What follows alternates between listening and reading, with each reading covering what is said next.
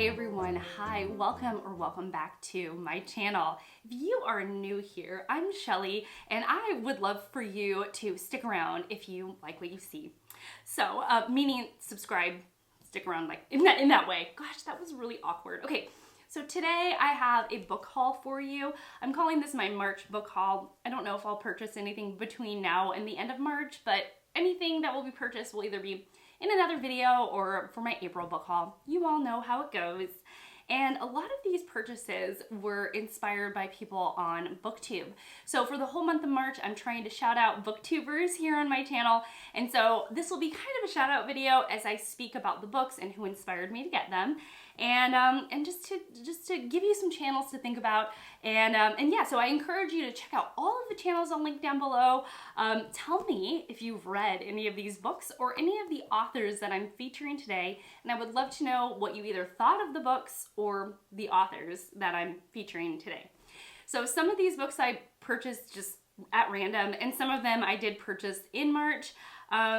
But yeah, let's just get started. Okay, so the first book is by an award-winning author, and it was Aaron Facer. Aaron Facer is our resident poet here on BookTube, in my mind. It was Aaron Facer's #1 book for the year, and Lukash from A Cruel Reader's Thesis really loved this book. It is Oscar and Lucinda by Peter Carey. This book is about this. On a slow ship bound for Australia, two gamblers find distraction and solace in a deck of cards. One, Oscar Hopkins, who believes God encourages him to gamble. The other, Lucinda, who is the heiress of a fortune and owner of glassworks. Together, they will make a bet which will change both of their lives forever. I've heard that Peter Carey has beautiful, beautiful prose and that he is incredibly clever in his wording and his phrasing, and that there are layers to the book. So I like that. That excites me. The next book, I heard from Rick Macdonell, and he used the term literary smut, and I was like, I need some literary smut in my life. Let's just be honest. You never know when I am interested in some literary smut. How many times can I say literary smut? Okay, and this is Hausfrau by Jill Alexander Essbaum. This has been out for a little while. The cover is absolutely gorgeous. And I believe it is about a woman who ends up having an affair on her husband, but is also trying to deal with living in another country. I believe. Give me a moment and I will report back in just a second. Okay, so I was right. So this is about Anna Benz, an American in her late 30s, and she lives with her Swiss husband Bruno and their 3 children in a suburb of Zurich. Though she leads a comfortable life, you know, she's falling apart inside and she's looking to figure out a way to get herself living again. And so this is a story about, what I said, an unforgettable story of marriage, fidelity, sex, morality, and most importantly, the self. So yes, please give it to me. I want all of it. And I can't wait to get to this one. Okay, I'm gonna give you a little bit of a switch. I'm gonna talk to you about vintage paperbacks that I bought at my library. They were like $1, and I was very excited. I have a small stack right here of what I call vintage paperbacks. They were published in the 60s, and they have this gorgeous blue. I'm gonna show you all of them right now. The first one is actually a miniature hardback, and it is the Shakespeare, King Lear by Shakespeare. And when I'm talking about blue, I love this color of blue right here, this light, sort of muted, desaturated blue that's also still bright. I love that color, so King Lear. And in this really cool, like, hardcover penguin. Is this a penguin? It's a Pelican Shakespeare edition. So yeah, very cool. Yeah, I love that. All right, the next book Jennifer Brooks talked about, it was her book club pick for her classics book club, and it is Ivan Turgenev's, sorry, Russian names I struggle with, Fathers and Sons. Again, you have this really gorgeous blue right here that I'm just in love with. I also love just the muted colors on this cover. All right, and the last one is a well-known classic here in the US, and it is The Great Gatsby by F. Scott Fitzgerald. the blue that you see is not this blue here. This is a very famous cover of F. Scott Fitzgerald's The Great Gatsby. And the color blue that I really like is actually in the eyes rather than the face that you see. So yeah, okay. All right, I'm like, what to go to next? Let's start with I'll do like more newish releases. And this, The Glass Hotel by Hilary St. John Mandel. One of my friends in real life really, really loves this author. Again, I think I got this book for a quarter. And let me figure out what this is about. So give me one moment. Okay, so in one sentence, this is an exhilarating novel set at the glittering intersection of two seemingly disparate events: a massive Ponzi scheme collapse and the mysterious disappearance of a woman from a ship at sea. So great, I'm excited for this, especially since one of my dear friends really loves this author.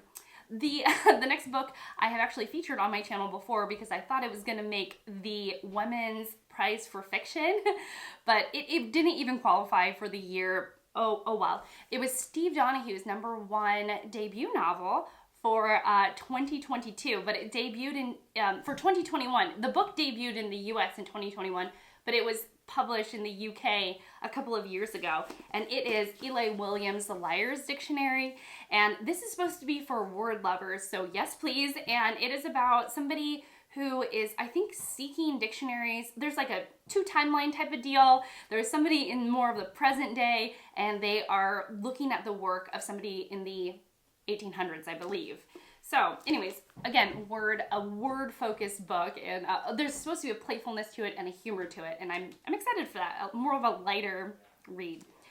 Okay, recently I found out that about 45 minutes away from my house, there is a bookstore called My Sister's Books, and at this bookstore they have basically all paperbacks because the owner of the bookstore loves paperbacks, and so their whole store was dedicated to mostly paperbacks, which I love. I think that is the most comfortable reading experience. I really, really love that. The oversized, you'll see, the sort of oversized, not pocket paperbacks, not the little guys. I do like this size, but I like the taller size paperback as well. And so I was like, yes, I'm a kid in the candy store. This is my favorite format. We're at a used bookstore, so that is my favorite kind of shopping, is used bookstore shopping. And so this My Sister's Bookstore really hit the mark on a lot of different levels for me. And so I just decided to seek out the authors that I have been wanting to try for quite a while. I mean, quite a while is in like 6 weeks, you know? I'm not talking like years now. But the first one is Pat Barker, Regeneration. So this is, I believe, a World War I retelling historical fiction novel type of deal. Not retelling, a World War I historical fiction novel. But Pat Barker, she has written quite a bit of Greek myth retellings, and I was reading The Ancients earlier this year, and so I wanted to dive into this author's work to see if this is something that I would like and if her Greek retellings would be something that I would be interested in. However, they didn't have any of her Greek retellings, so I just decided to grab this one by Pat Barker, and I thought, why not just be introduced to her work in this way? So if you all have read Pat Barker, will you let me know if you like her work and if you enjoy her, so on and so forth. You all know the deal. Okay, the next book is a recommendation. The author is a recommendation from a friend that I met here on BookTube. My friend is George, and recently I asked George to send me some of his favorite authors that he has grown to love over the years, and Marguerite Duras was one of them.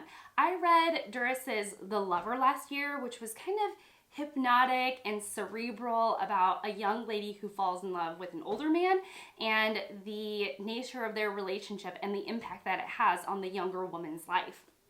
But this is a memoir, and I tend to really enjoy nonfiction writing, memoirs, or not essays, nonfiction writing by fiction authors. Okay, the next book is by Donna Tartt, The Secret History. I also own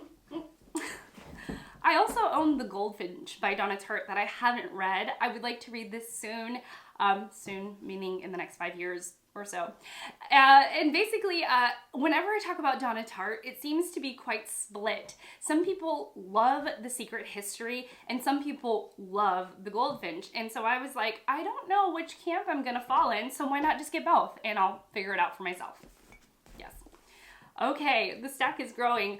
Ooh, the next book. Okay, the next book is from an author that I've wanted to read for quite a while because she's got a work. She's got a history of books, okay? And then I was watching Olive from a Book Olive this morning, and she said that this book by this author is one of her favorites by this author. And I was like, what luck, what luck? And that is Meg Wolitzer's The Wife. This is a small, slim little novel. And Meg Wolitzer is the author of The Female Persuasion and The Interestings, which are two novels that I think I would have rather gotten beside, outside of this novel, but they didn't have those two books. So I picked up The Wife kind of on a whim, and I'm glad I did, because I think Olive at a Book Olive and I have quite a bit of overlap on what we enjoy and what we don't enjoy. So I trust her opinion on this, and I feel quite smug that I picked this one up at random and it got the thumbs up from her. Okay. The next author I have read a little bit of one of her most famous books, but it wasn't the right time for me to be reading this author just where I was at in my life, and it is Jeanette Winterson. I read Orange is Not the Only Color, is that right? I read part of that, and I did enjoy her style, but again, it just really wasn't the right time. But I know that she is a very well-known and well-established, well-respected feminist author, and I wanted to try her work again. So I got Written on the Body, and it was really a whim choice. There was a couple of choices, and I was like, this looks good. I'll get this. I hope it goes well. And so that's all that went into that. Jeanette Winterson is one of Britta Bowler's favorite authors, and so Britta Bowler is a booktuber here that I trust her opinion on her opinion on books, and again, Jeanette Winterson is one of her favorite authors. Okay, the next book I did pick up because I will be reading this. According to my plans, I'll be reading it this year, and it is because one of my favorite booktubers of all time picked this for her book club. I think for April, but I have to check the actual date.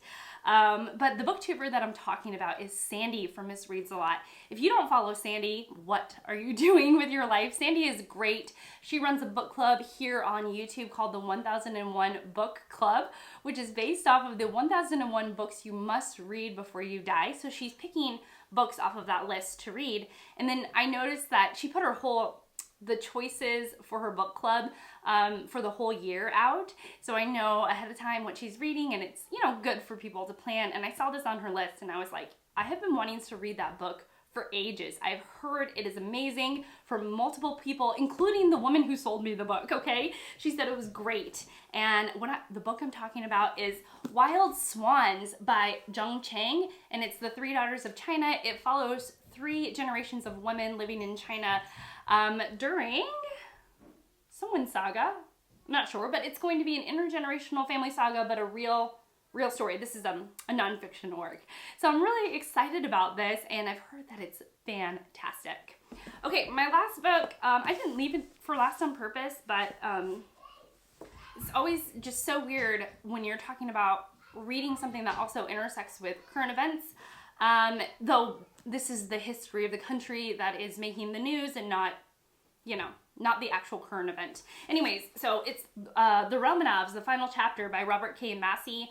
I've become more interested in Russian history before Russia decided to invade Ukraine, and I want to continue to read about Russian history while Russia is making history. Not getting into the news right now. I like to keep things pretty light on my channel, but just know that my heart, whenever I do a couple times a week, sit down and take in the news, it's just really hard and really difficult to watch, but it hasn't dampened my curiosity for Russian history. It's actually enhanced it in some ways. I want to know sort of the psychology or the background of what Russia has been through, and maybe maybe it will shine some light on what's going on right now. Maybe not, but that's not why I'm reading it. I'm reading it because I love Robert K. Massie. Let's get back to the point. I love Robert K. Massie. He wrote Catherine the Great, which was my number 2 book, I believe, for 2021. Catherine the Great was the biography of the famous ruler in Russia during the mid-1700s. And it was wonderful. It was an amazing read. And so I know that he's got a whole series of books on Russia and specifically on Russian leaders. And so I wanted to continue my reading with Massie's catalog because his writing is just so good. And so I picked up the Romanovs, the final chapter. So yeah, it's much slimmer than Catherine the Great. Catherine the Great was like 600 pages, and this is far shorter than that. This is less than 300 pages. So very, very excited about that. But that's it. That's my haul. That's it. I was gonna do like a stack, but I was like, you know what? I'm not gonna do that today. But anyways, let me know if you read any of these books and what you thought of them. Did you get along with them? Did you not? Are any of these on your reading list? I would love to know. But yeah, that's it for me. So thank you so much for watching. Thank you so much for being here, and I will see you all in my next one. Bye, guys.